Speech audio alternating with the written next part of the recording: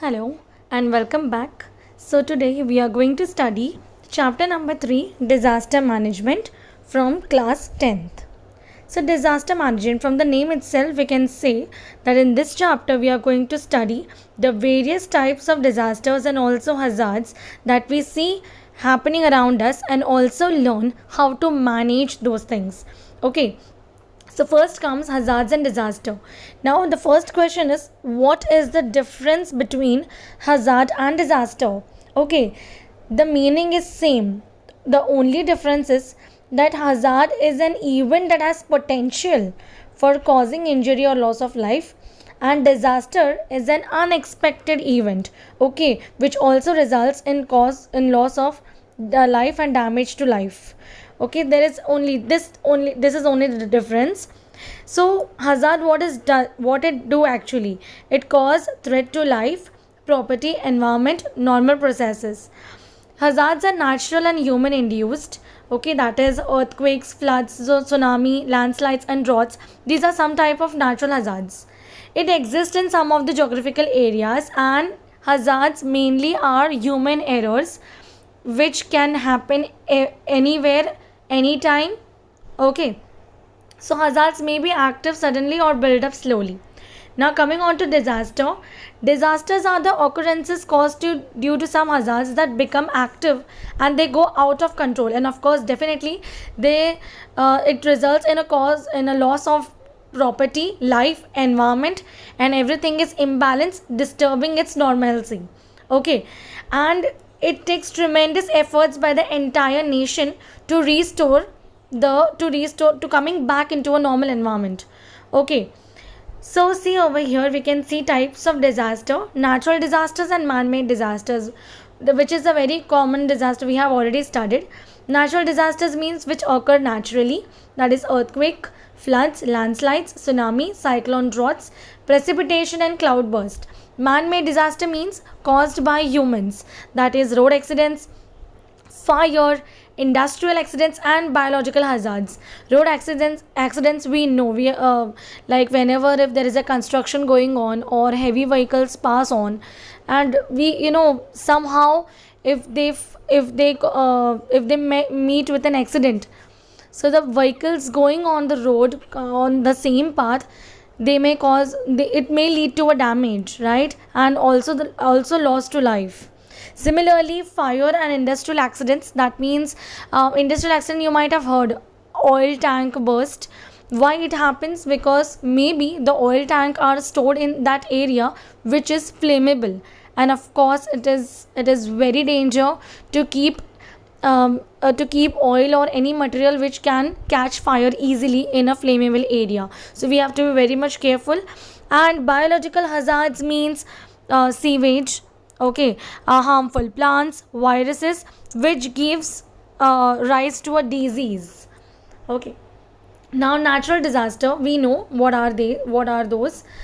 They cause great loss and damage. We have studied, these were the some examples: earthquakes, floods, landslides, tsunamis, droughts, lightning strikes, cloudburst, heavy rainfall, and cyclones. So this disaster has complex ill effects which and they are generally in the form of death and injuries, damage to property, also resulting in economic loss, also loss of crop vegetation, industrial losses, also to degradation of environment. This leads to disturbing of life, and also it creates economic burdens on the society. Now, earthquake, what are earthquakes? We know, we have also seen and felt how the earthquake is. When an earthquake takes place, it causes building structures to collapse. The collapsed buildings cause loss of lives and injuries. There are many secondary effects like landslides, of course, dam bursting, snapping of tension overhead wires. Electrocution means killing, means any human is killed by a tremendous electric shock. And even fires in these areas, we can have the fires can be catch. Large scale epidemics spread because of decaying of the dead and contamination of water. Sometimes the earth's surface also crack. water streams, they change their path. Okay, and of course in earthquake also, if the buildings collapses, anything collapse, it leads to damage to their structures, and also it leads to a economic loss. Okay, so earthquake, it's a very common phenomenon all over the world, and especially earthquake occur in China. You can see over there, like in one in 6 to 7 months between, they always suffer a earthquake. The intensity is low, but they suffer earthquake. Okay, now how we can feel that the earthquake has arrived. Now it depends on the intensity of the earthquake. Okay, so here we are going to study the Richter scale. Okay, now the intensity, the Richter scale, it measures the magnitude. Okay, it measures the magnitude, that how intense or the strength of the earthquake has. So see over here, if the magnitude is around 1.0, it is not felt by us. If it is 3.0, then it is felt by few people who stays in a tall building, that is skyscrapers and all. Okay, they can feel. If the intensity is 3.5, it is felt by the people lying down on hard surfaces, that is village people. If the intensity is 4.0, it is felt indoors by many and by very few outside the buildings.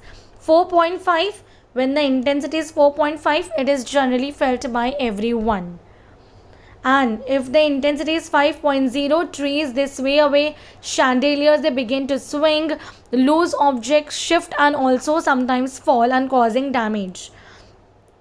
If the intensity is 6.0, cracking of walls and plaster also falls. 6 to 7, it is a very high intensity, which leads to fall of chimneys, and also the structures can get collapsed very easily.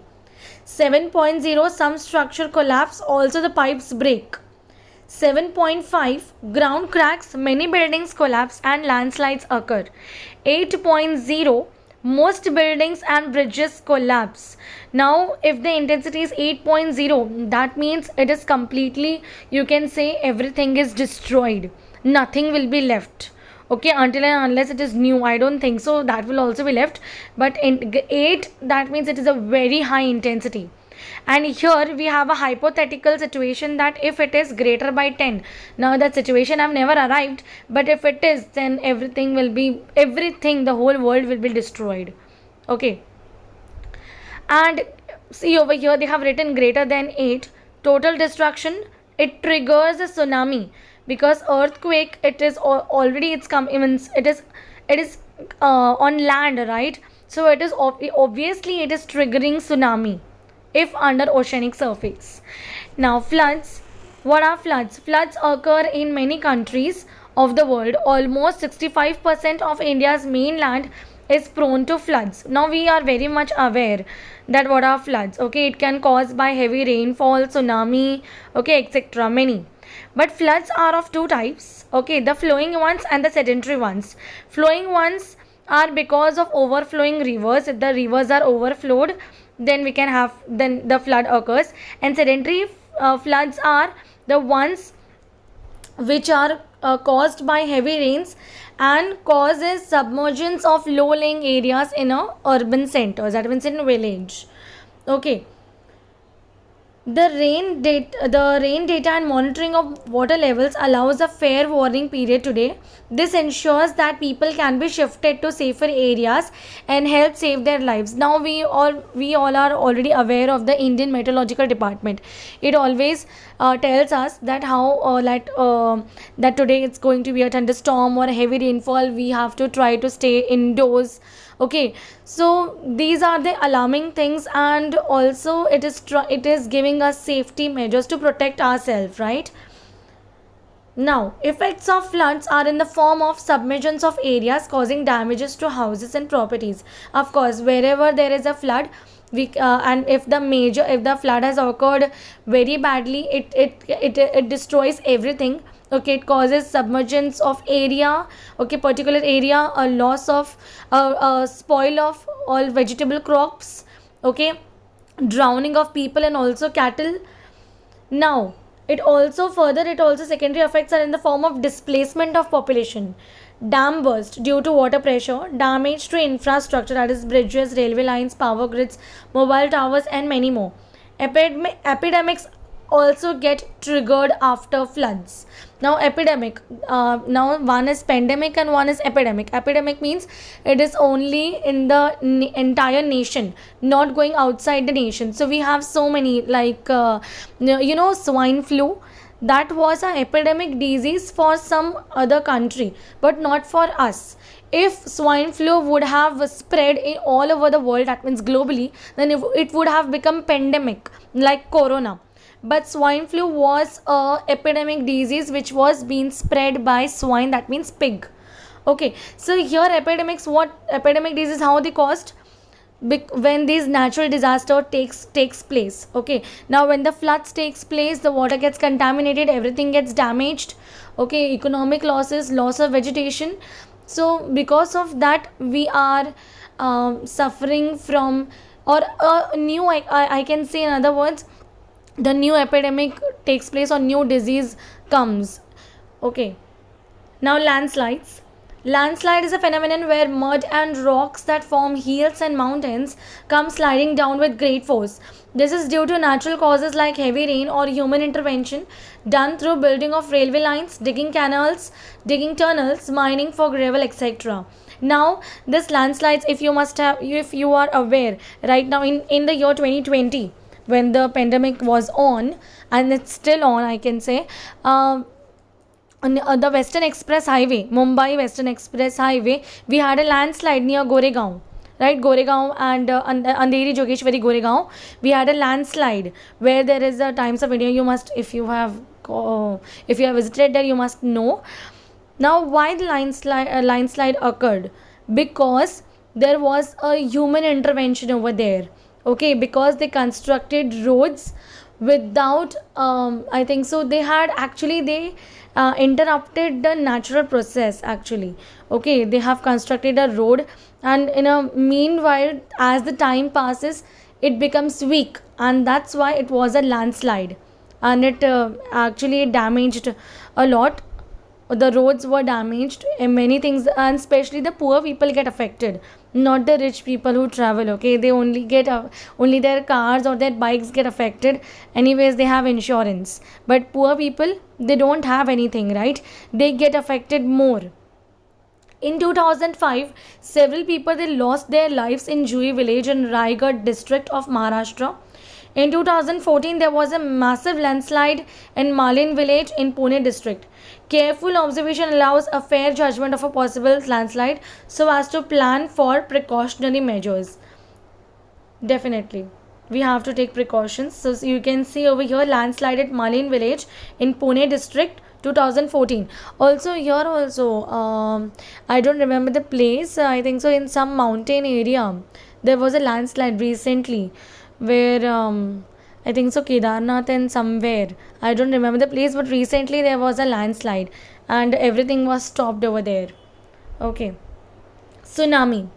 Now tsunami, where the letter T is silent, and it's a Japanese word that means giant wave. This is caused by a strong earthquake or a volcanic eruption that occurs below the ocean waters. In India, tsunami struck the coastal regions in December 2004. Okay, yeah, in December 2004, where I think so, I remember in 2004, there was a tsunami, and the whole Mumbai had a power cut. The whole Mumbai, for around, I think so, for 2 days or one day, the whole Mumbai had a power cut because of the tsunami. Okay, because when the tsunami comes, the strength is very high, the strength is high, the intensity is very high, so they destroy all the communication channels. Okay, and because of this, we had loss of communication, we had no electricity in the whole region. Okay, so this is how tsunami, it creates a lot of damage.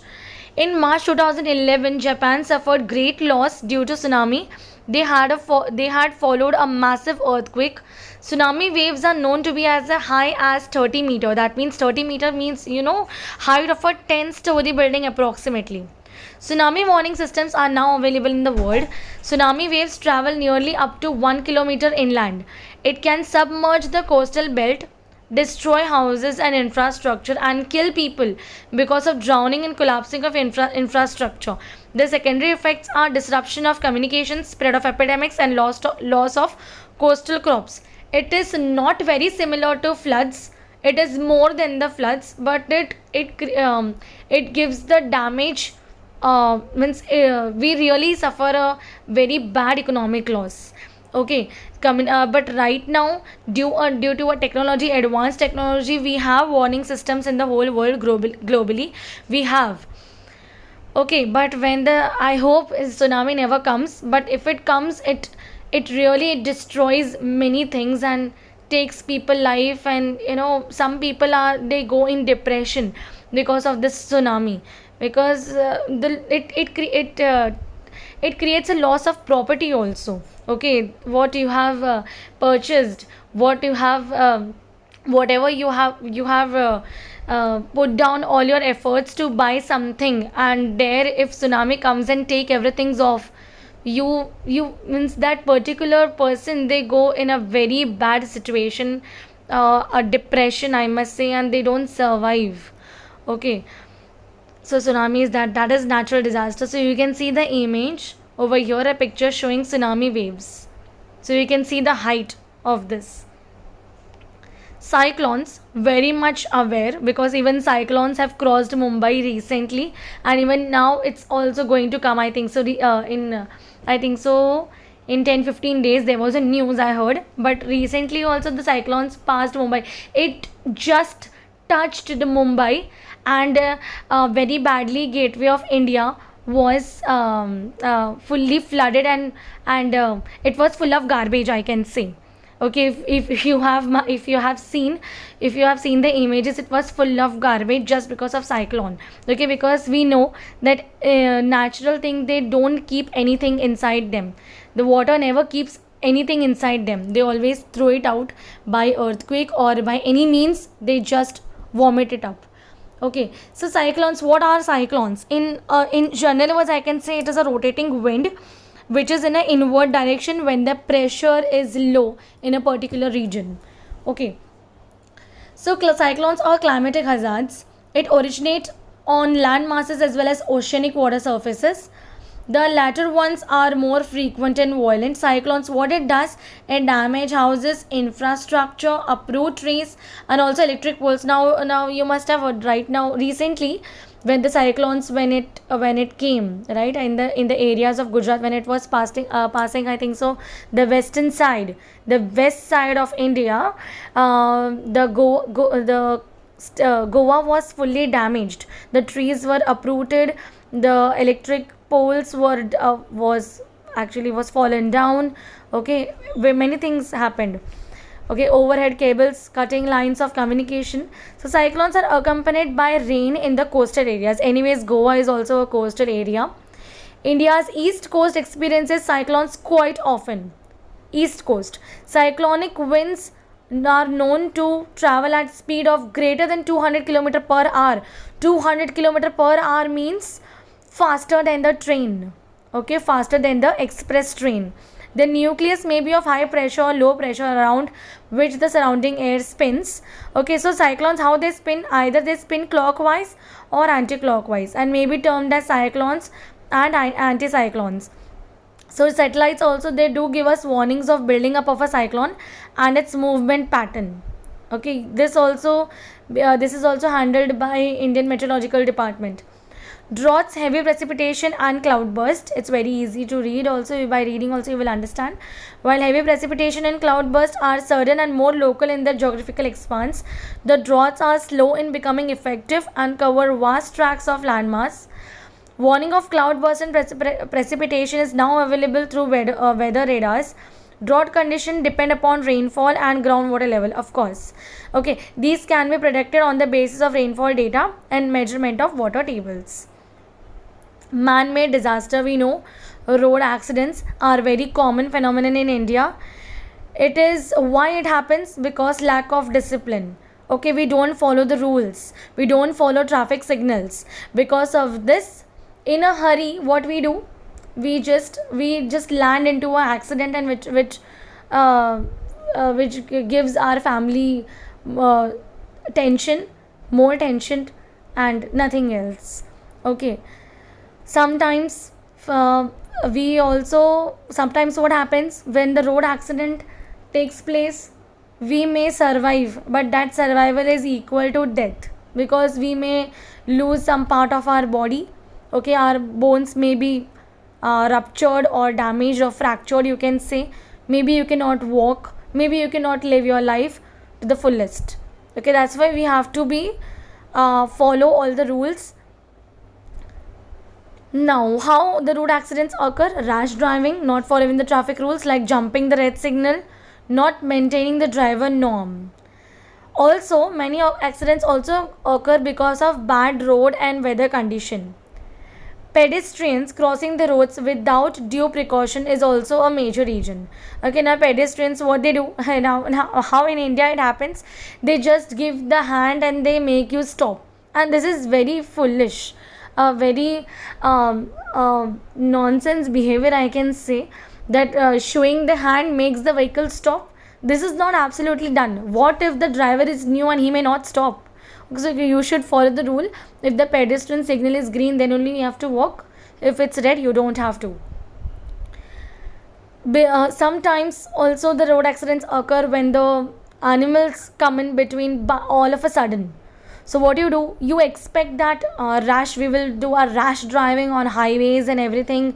So suddenly anything cannot happen on highways. No animals are going to come and disturb us. But what if anything, any obstacle, if they, what if they come in between? You cannot put all of a sudden, you cannot apply the brakes also, because it may lead to death. Okay, on spot death, I can say. So you have to follow the norms, that driving speed should be normal, not more than that. Okay, at least 60, 70, 60 when you're driving a two wheeler, and you can cross 70, 80 when you're driving a car. Okay, not more than that. Vehicle maintenance is also a major cause. After an accident, deaths and injuries occur because of non-usage of helmets. Also, helmet is also very important. Non-use of the seat belts when you are traveling, when you are in a four-wheeler. So you need to wear a seat belt when you are traveling in a four-wheeler, and when you are on a bike, riding a bike. So helmet is important. Fires. The number of deaths due to fire is very high in India.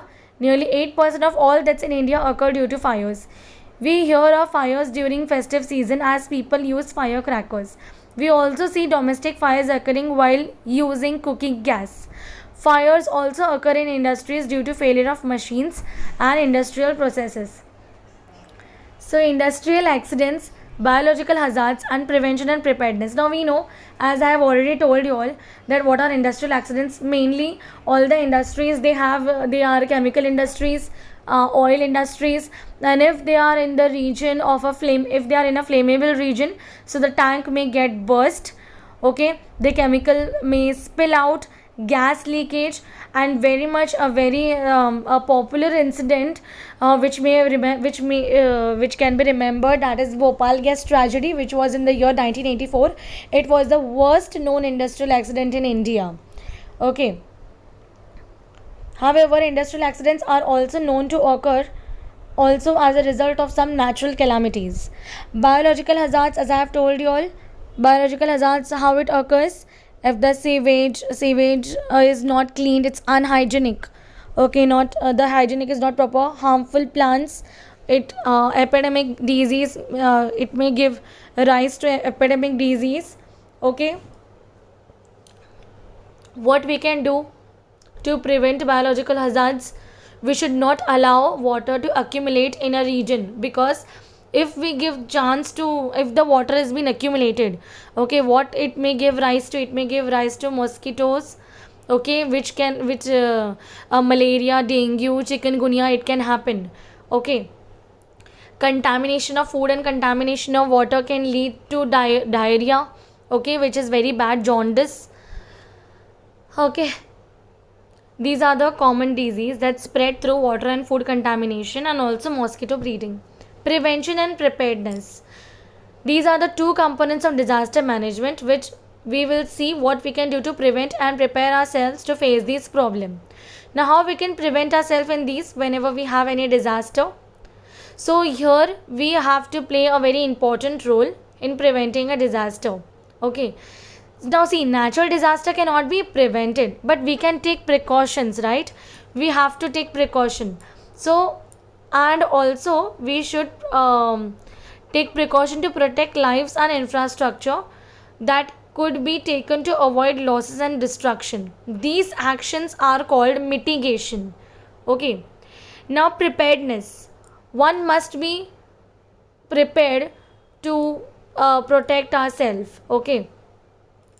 And everyone is much as we may wish to be free of dangers, many dangers now natural and human induced lurk all around us. Thus it is important to be prepared to face the dangers. We may attempt to reduce adverse impact, which are called mitigation measures. Preparations are of many types, like we know the advanced technology has been taken place, which by which we have created warning systems. Okay, having reactive forces in readiness and increasing awareness. Awareness is very much important. Okay, and most importantly, we should have disaster management plans ready. Now these disaster management plans are being done by disaster management department. We have a department who manages disaster. Okay, so now see, this is how the cycle is. Disaster management cycle. Pre-disaster phase, what we can do: identify hazards and threats, take preventive and mitigation measures, prepare for responding. Now phase 2, where during disaster phase, when there is a disaster, you should know how to rescue yourself and others. If you are safe, others are safe. Phase 3, post disaster. After disaster, what are we suffering? Economic loss, okay, epidemic, and many more things. So we have to, what we have to do, we have to relieve ourselves. If we it is our duty to protect ourselves and live our life again normally. Rehabilitation of life and restoration of infrastructure means again the infrastructure will be constructed. And further development and resilience. Disaster management cyclic process. See that these are some of the steps. Identification and analysis of possible hazards, vulnerability and risk in a given area. This is called threat assessment stage, that is TAS. Taking actions to prevent the hazards from getting activated. These are called preventive measures. We have to take actions to prevent the hazards from getting activated, because hazard, what it is an event which it gives rise. Okay, so better we have to prepare ourselves and be active, and to take preventive measures. When a hazard, if it is natural, it cannot be controlled or prevented. So what is the next step? We can do is to minimize the damage, and we have to save our life. That means, okay, we have to save our life. This stage is called mitigation stage. Step 4, preparing to face a hazard when it turns into a disaster. It ranges from personal level to the level of own family, community or village, city or the entire nation. This is a part of preparatory stage. The first 4 steps are part of pre-disaster activity phase. Okay.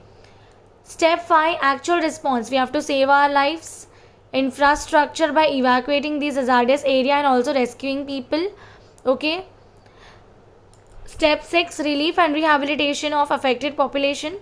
Restoration into a normal, means we have to come in a normal environment, and whatever infrastructure is damaged, we have to maintain that. So this is a post disaster recovery phase.